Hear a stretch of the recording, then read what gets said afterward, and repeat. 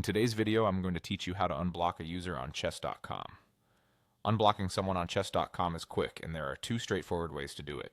Before we start, make sure you're signed into your account so the changes apply right away. When you unblock a user, you allow them to message you, send challenges, and interact with you again.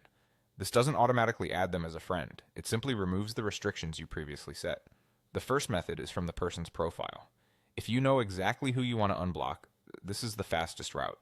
Open their profile by searching their username in the site's search bar or by clicking their name wherever you've seen it before, like in your past games or messages.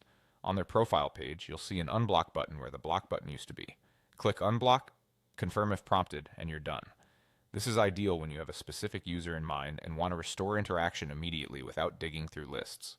The second method takes you through your account settings and is perfect if you want to manage multiple blocked users or you can't recall a username. Head to your settings, then open the blocking section. Here you'll see a list of all the accounts you've blocked. Scroll through to find the person you want to unblock and click unblock next to their name. If your list is long, take your time and skim carefully so you don't miss anyone. This view is great for reviewing your entire block list at once and making a few changes in one visit.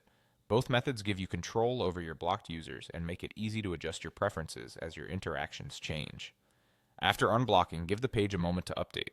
If you're managing several changes, it can help to refresh your browser once you're done. And remember, if circumstances change again, you can always return to the same places to block or unblock as needed. To recap, you can unblock directly from a user's profile by clicking unblock, or you can visit settings and open the blocking section to find their name in your list and click unblock there. Choose the path that fits your situation best: profile for a quick, targeted fix, or settings for broader management. That's all there is to it.